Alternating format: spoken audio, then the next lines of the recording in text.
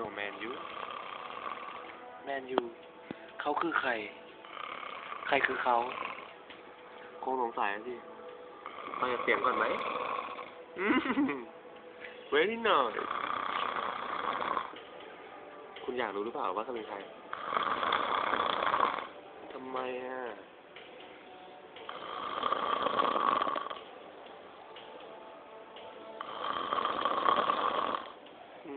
คนนี้ไงครับคุณเรียวตากิ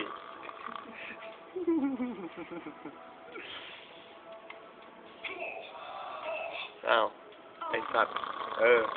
ต่อกูรออยู่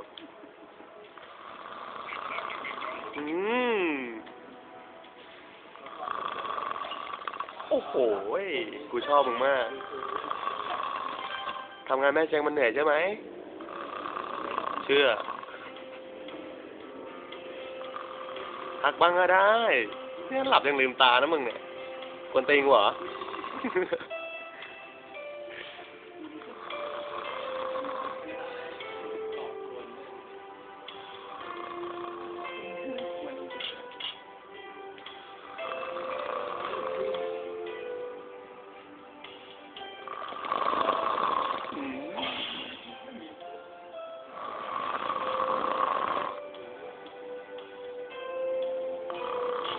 เฮ้ยจมูกบานได้ด้วยอ่ะ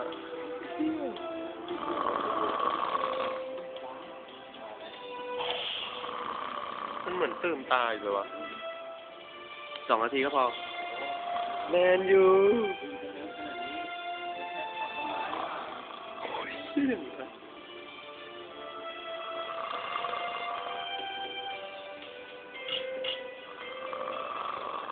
ดีมาก